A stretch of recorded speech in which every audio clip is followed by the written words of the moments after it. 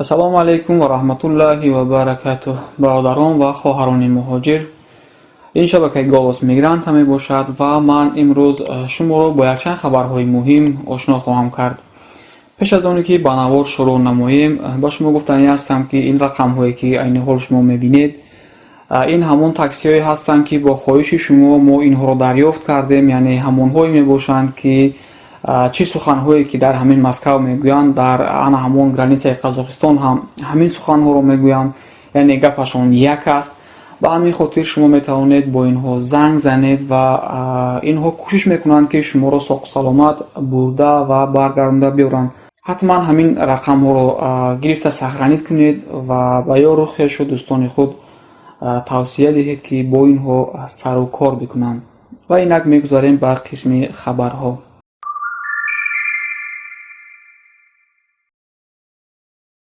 аввалан дар ин навор мехостам як чизеро қайд кунам ки мо корбарони шабакаи голос мигранта ва тамошобинони ин шабака барои аз сармои хело сахт, албатта ки сармои марговар, наҷот додани 57 нафар муҳоҷирони тоҷик ва 41 нафар муҳоҷирони узбек ки онҳо низ бародарони мо ҳастанд, барои ин хизмати бебаҳо ба ҳукумати Қазоқистон миннатдории худро мерасонем ва ҳамчунин ба кулли мардуми барои мо дӯсту бародар, яъне узбекҳо, барои ҳодисаи гузашта ки сабаби марги 52 муҳоҷири узбек шуд, ҳамдардии худро баён менамоем ва мо ҳам айнан мисли шумо аз шунидани ин ҳодиса то ҳол хело ғамгин ҳастем.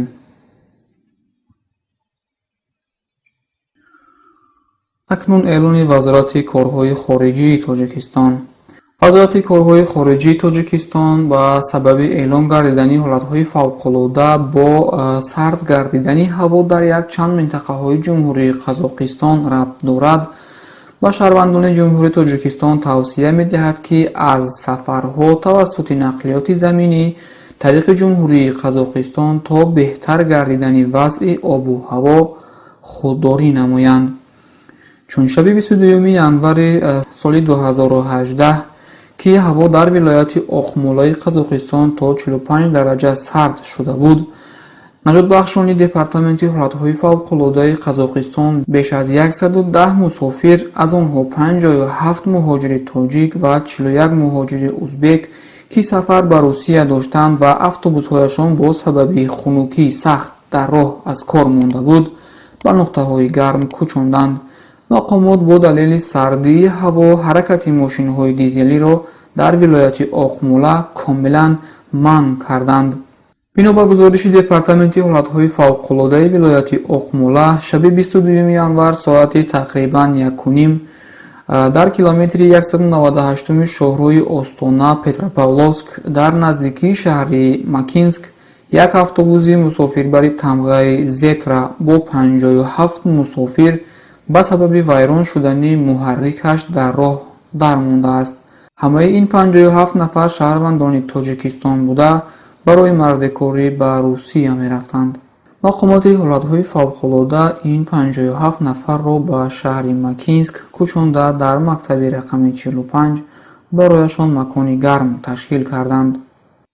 ҳамчунин шаби 22 январ соати 12:20 шаб дар километри 54 ҳамин шоҳроҳи Остона Петропавловск аз як автобуси тамғаи Ванхул 41 нафар мусофир, аз ҷумла 2 кӯдакро ки шаҳрвандони Ӯзбекистон буданд, ҳамроҳ бо 2 ронанда кӯчонда дар як хобгоҳи коллеҷи агротехникӣ ҷой карданд.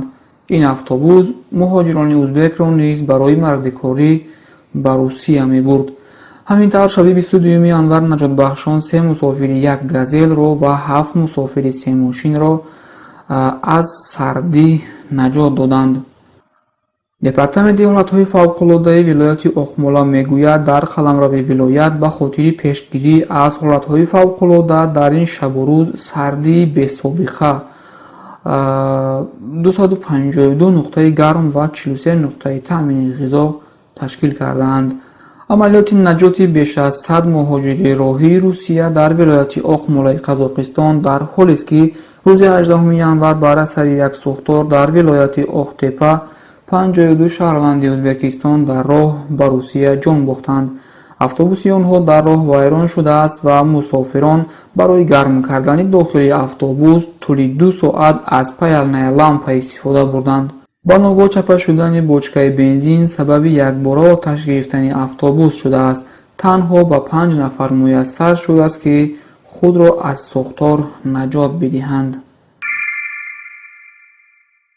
шояд ки бисёре аз шумо ин муҳоҷири тоҷикро аллакай мешиносед ва ӯ мегӯяд: ман аз бегонагон ҳаргиз нанолам, ки бо ман ҳар чӣ кард он ошно кард. Собир Хаспалаев, муҳоҷири 31 солаи тоҷик, хабар дод, ки шабона дар шаҳри Одинцовои вилояти Москав ҳадафи ҳамлаи ҳамватанҳояш қарор гирифтааст.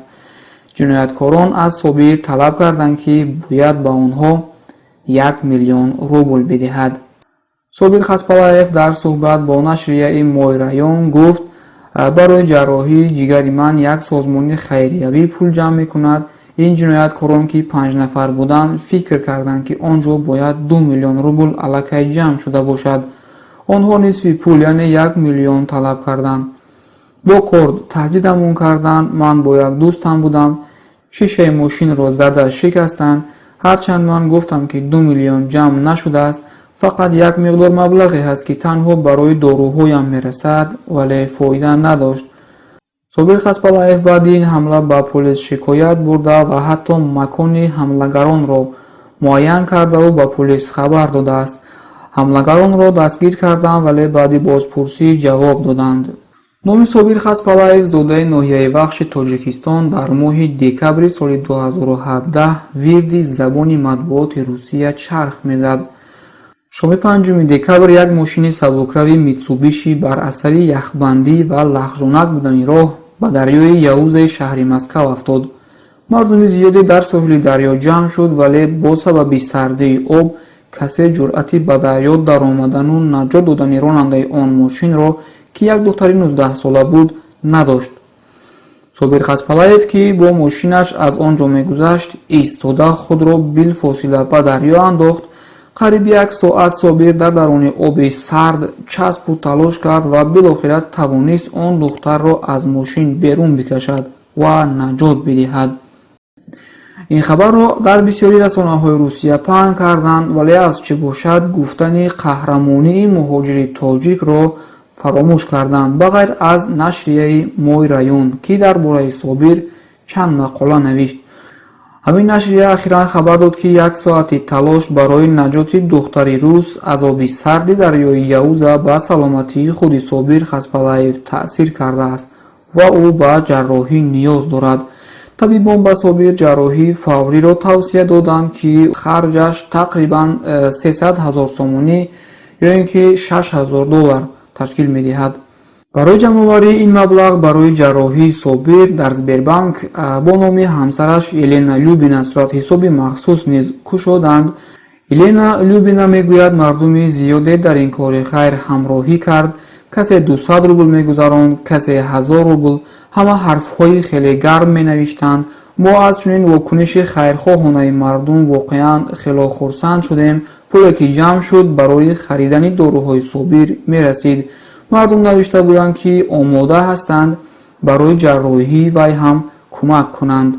ба ғайр аз он 5 ҳамватани Собир, ки мехостанд аз пули ҷарроҳии ин ҳамватанашон барои худ ҳақ биситонанд. $12000 нархи рақами тиллоӣ барои мошин. сомонаи Вазорати корҳои дохилии ҷумҳурии Тоҷикистон бо як эълони худ ба таваҷҷӯҳи соҳибони воситаҳои нақлиёт мерасонад, ки рӯзи 27 январи соли 2018 дар толори раёсати БДА фурӯши рақамҳои қайди давлатии автомобилҳо, ана ҳамон рақамҳои тиллоияш, яъне рақамҳои зебоаш, ба таври музояда, яъне ба таври ауксион баргузор мегардад. нархи як лот 630 сомониро ташкил медиҳад.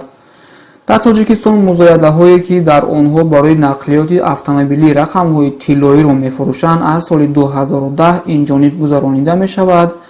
дар давоми 7 соли чунин савдоҳо рақами аз ҳама гаронарзиш, ин рақами 01 01 AR01 دانسته شد و آن را سال 2012 به مبلغ تقریبا $12,000 خریدند. در کشور همسایه همان ازبکستان باشد، فروشی رقم‌های طلایی از 1 سپتامبر سال 2017 امکان پذیر گشت. مزایده آنلاینی رقم‌های زیبا به دستگیری بیرژه جمهوریوی مال و اشیای خام ازبکستان در سامانه авторақам uzex.uz صورت می‌گیرد و آن همه خواهشمندان دسترسی دارند و ترتیب اشتراک در مزایده یعنی اشتراک در аукцион استفاده یگان نمود حجت‌های کاغذی را طلب نمی‌کند. سپتامبر سال گذشته توسط همین مزایده یعنی توسط همین аукцион 684 رقم نقلیاتی در ازبکستان فروخته شدند. از آنها بیش از 14.4 میلیارد سوم یعنی 1,780,000 دلار به دست آورده شد. ساکنین ولایت جیزخ رقم زیبای نقلیاتی Y070 را به مبلغ 7,563,637 سوم یعنی 394 دلار خریداری نمود. تا با امروز رقم قیمت ترینی که در ازبکستان فروخته شد رقم автомобили با نام تلویی رو با رقم C307 می باشد. آن را 1 نوامبر سال 2017 با صاحبکار سمرقند بر عوض 287 میلیون سوم یعنی 35,500 دلار فروختند. همسایه دیگری همان باشد قرقیزستان. رسما فروختن رقم‌های زیبای نقلیاتی автомобили را 1 سال پیش آغاز نمودند.